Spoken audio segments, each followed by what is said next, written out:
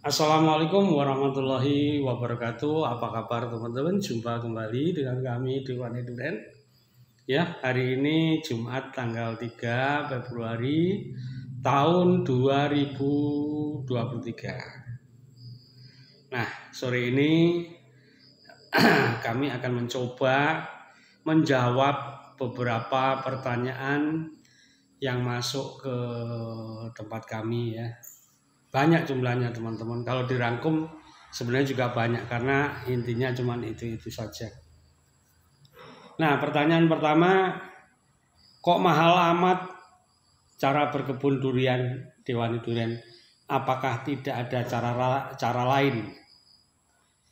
Ya, jawaban kami gini teman-teman. Jadi banyak jalan menuju Roma.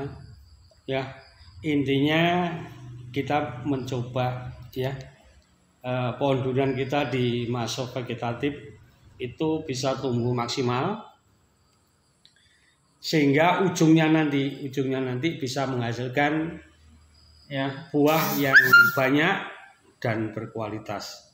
Itu tujuan semua orang ya akan ke sana. Nah, kenapa kami merawat dengan cara seperti itu? Karena kami menggunakan basic ilmu pengetahuan ya teman-teman, kita menggunakan basic dasar ilmu pengetahuan dalam merawat pohon durian. Ilmu pengetahuannya apa? Ilmu pengetahuan tentang tanaman, jadi ilmu pertanian. Itu basic keilmuan yang kami gunakan.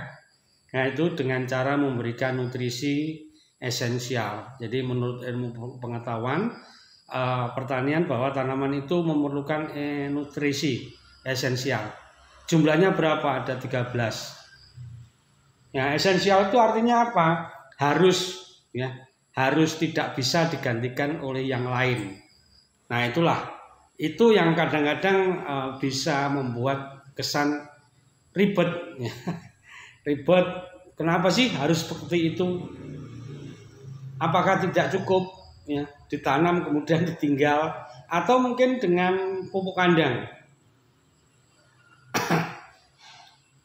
Bisa teman-teman, bisa, tetapi kami tidak yakin ya, tidak yakin. Jadi tidak yakin bahwa dengan cara seperti itu akan bisa menghasilkan buah yang berkualitas. Tak kasih contoh begini.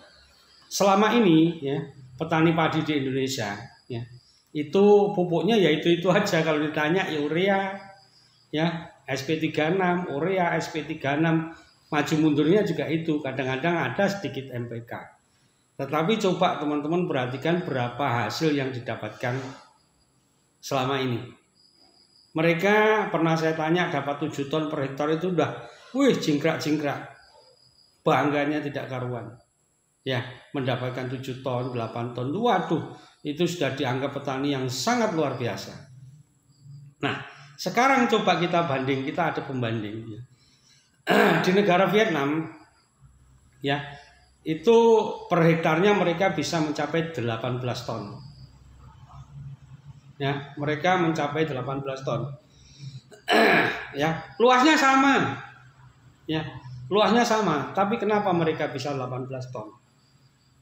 Pasti ada sesuatu yang tidak dilakukan oleh petani di Indonesia, pasti. Ya mungkin kalau sama hasilnya pasti sama. Di Cina itu sudah mampu sekitar 20 ton dan India itu 22 ton. Apakah yang dilakukan petani India, China, dan Vietnam sama dengan Indonesia? Saya yakin tidak. Saya yakin tidak. Ibaratnya begini teman-teman, kalau kita ingin menghasilkan sesuatu yang lebih, ya, jangan melakukan pekerjaan yang sama. Ya. Tahun ini ya, kita melakukan pekerjaan yang sama dengan tahun kemarin, hasilnya pasti sama. Kalau kita ingin lebih, hasil lebih, ya kita harus melakukan yang berbeda. Nah itu teman-teman. Itulah. Nah, makanya dengan kami meyakini ini, dengan basic ilmu pengetahuan ini, kami yakin bahwa tanaman ketika ditanam, dirawat dengan baik, nutrisinya dicukupi dengan baik, ya, insya Allah ya bisa menghasilkan buah yang berkualitas dan dalam jumlah banyak. Itu keyakinan. Kalau teman-teman nggak yakin, ya nggak apa-apa, ya kan? Tinggal nanti dibuktikan aja. Tinggal nanti dibuktikan aja mana yang benar. Apakah pendapat kami atau pendapat teman-teman, dan itu suka-suka. Gambarannya begini teman-teman. Ya, untuk memproduksi Avanza, ya itu pasti jauh lebih murah daripada untuk memproduksi Mercy. Jauh murah. Sama teman-teman, ada istilah peribahasa yang mengatakan bahwa ono rupa ono rega. Jadi ada harga, ada kualitas. Ya, kita untuk mendapatkan buah yang berkualitas, ya kita sebagai manusia diwajibkan untuk melakukan ikhtiar. Ya, kalau ada yang mengatakan ini kok banyak sekali stepnya, ya memang seperti itu. Karena apa?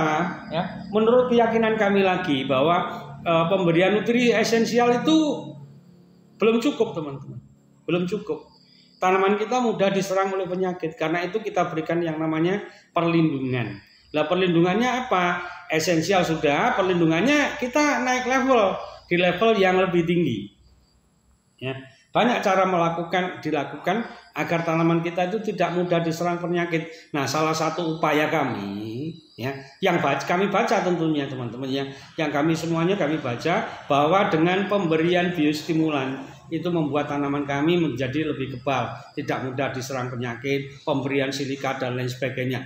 Ribet kesannya, ya, ribet kesannya ya. Tetapi kalau kita lakukan dengan penuh keyakinan, dengan didasari ilmu pengetahuan, semuanya tidak ribet teman. Ya, semuanya tidak ribet. Jadi itu. Nah, kemudian pertanyaan lagi, ada yang tanya juga, Pak, apakah penyemprotan itu bisa dilakukan siang, sore, dan pagi? Ya, jawabnya bisa. Ya, ternyata setelah kami coba itu siang juga boleh, sore juga boleh, pagi juga boleh, tidak ada larangan. Itu menurut pendapat kami dan kami sudah coba. Kemudian ada lagi pertanyaan yang mengatakan bahwa apakah tanaman kalau ditanam di tanah yang hitam itu bisa tumbuh? Bisa. Jawabannya bisa, teman-teman. Jadi kami meyakini juga, ini keyakinan juga bahwa durian itu adalah tanaman tropis, ya, tanaman tropis, dan Indonesia adalah iklim tropis. Nah, tanah di Indonesia macam-macam, ada yang hitam, ada yang merah, ada yang coklat, macam-macam, dan semuanya itu saya yakin bisa. Tinggal kita sebagai pekebun jeli, ya, pejeli mengamati teman-teman. Karena apa? Ya, teman-teman tak kasih tahu bahwa ada 3 hal yang pokok yang penting, ya, diperhatikan ketika kita berkebun durian. Yang pertama adalah keadaan mineral tanahnya, ya. Kemudian yang kedua iklim setempat, perawatan, dan yang ketiga keempat adalah ditambahkan oleh teman kami adalah kejelian pekebun dalam mengamati perkembangan dan perkembangan tanamannya. Ini penting teman-teman, ya. Ini penting sekali karena apa? Pengalaman kami, ya, SOP kami itu memang bisa vegetatif ya teman-teman. Itu bisa diterapkan di tempat kami, tetapi di tempat lain itu ada sedikit modifikasi tergantung, yaitu tadi, tergantung iklim setempat, kondisi mineral tanahnya, dan itu yang tahu manusianya, ya, yang tahu manusianya. Tanamannya tidak tahu teman-teman, tanamannya tidak ngerti, karena tanaman itu tergantung kepada kita. Bagaimana kejelian kita mengamati kebun kita, bagaimana kejelian kita dalam mengamati setiap perkembangan tanaman yang ada di kebun kita. Itu penting, ya. Peran seorang pekebun itu sangat penting teman-teman. Jadi ini tolong jangan diabaikan, ya. Jangan diabaikan, teman-teman harus berani, harus bisa mendidik. Kalau teman-teman tidak bisa langsung, teman-teman harus bisa mendidik karyawan di kebun ini untuk peka terhadap tanamannya, dan ini penting sekali, ya. Ini penting sekali. Sebisa mungkin jangan ganti-ganti, ya, jangan ganti-ganti pekebunnya, jangan sampai diganti. Dan itu untuk bisa apa ya, seorang pekebun itu agar bisa paham benar-benar itu perlu waktu teman-teman, Ya perlu waktu, perlu jam terbang seperti seorang pilot itu ya. Pilot itu ketika jam terbangnya tinggi, tingkat kemahirannya lebih tinggi. Pekebun juga seperti itu. Dan itu harus dilatih. Ya yang melatih siapa? Ya teman-teman sebagai pemilik kalau tidak mau terjun lanjut. Kalau tidak, teman-teman tidak bisa, sewa orang lain untuk melatih. Ya, sewa. Ya, pakai jasa orang lain untuk melatih. Ya, banyak. Ya, silakan dipilih. Ya, kalau teman-teman tidak mau melatih, ya, teman-teman tidak ada waktu, ya, teman-teman bisa sewa orang untuk melatih tenaga kerja di kebun untuk bisa menyatu dengan kebunnya. Ya. Kemudian yang terakhir itu kok ada juga pertanyaan sedikit nakal, kok ribet amat? Ya, kok ribet amat? Ya, ribet dan tidak ribet itu sebenarnya apa ya? Situasional ya. Kalau ada yang mengatakan ribet, tadi ada yang bertanya begitu, saya jawab aja, jawab aja gini ya. Pisang goreng itu, membuat pisang goreng itu tidak ribet. Ya, membuat pisang goreng itu tidak ribet teman-teman, tetapi membuat pesawat terbang itu ribet ya. Banyak melibatkan insinyur dan lain sebagainya. Kalau pisang goreng siapapun juga bisa ya tuh. Tetapi yang harus teman-teman tahu bahwa satu pisang goreng itu tidak mampu membeli sebuah pesawat terbang, ya kan? Satu pisang goreng tidak mampu membeli pesawat terbang, tetapi satu pesawat terbang bisa membeli ratusan kontainer pisang goreng. Nah, itu jawaban kami seperti itu. Jadi ya udahlah, mereka bertanya nakal, saya jawabnya juga sedikit. Ya, tapi ini adalah logika teman-teman ya, logika. Jadi gini, saya sering mengatakan kepada teman-teman bahwa untuk ya memancing ikan water kita cukup sediakan cacing, laron ya cukup, tetapi untuk memancing ya ikan-ikan besar seperti ikan tongkol, belumaring dan lain sebagainya, GT dan lain sebagainya, dicacing. Kalau kita kasih umpan cacing, kita tunggu 1 bulan belum tentu dimakan, ya kan? Itu teman-teman yang harus kita pahami ya. Itu pertanyaan. Nah, masih ada pertanyaan terakhir gini. Jadi teman-teman ya, ini kami kasih gambaran aja ya. Teman-teman tahu kan Coca-Cola itu, kita ngomong Coca-Cola yang kaleng aja, kita ngomong Coca-Cola yang kaleng aja. Kalau kita pergi Indomaret ya, kalau kita pergi ke Indomaret harganya paling 8.000, 9.000 ya. Kalau kita pergi ke kafe ya, nongkrong di kafe dan lain sebagainya, harganya mungkin jadi 15.000. Tapi kalau kita membeli Coca-Cola itu di hotel berbintang, itu harganya 40.000 ya, harganya 40.000 teman-teman ya, harganya 40.000. Nah ini pelajaran yang sangat berharga. Karena apa? Pabriknya Coca-Cola memproduksi kaleng itu kos produksinya sama ya, harga produksinya sama.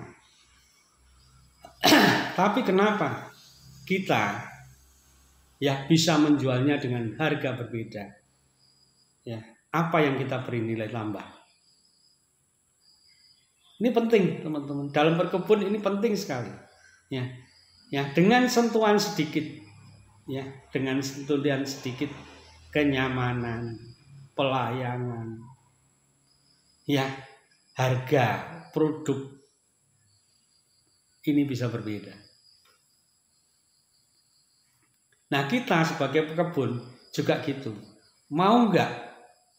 Ya, dengan sentuhan sedikit saja dari kita, ya, hasil produk durian kita berbeda, ya, hasil tanaman kita berbeda.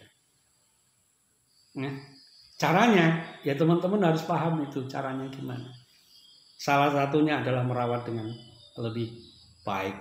Ya, kalau kita misalnya kita beli di Indomaret, ya standnya Indomaret seperti itulah, kita ngambil sendiri, ya. Kemudian datang ke kasir dibayar. Tetapi kalau di kafe dengan suasana yang lebih baik, ya harganya lebih, pelayanan. Nah, kita sebagai pekebun juga seperti itu. Mau seperti apa kebun kita? Semuanya tergantung kita. Ya, tergantung kita. Tanaman kita mau seperti apa? Semuanya tergantung kepada kita. Karena tanaman itu tidak bisa bicara, teman-teman.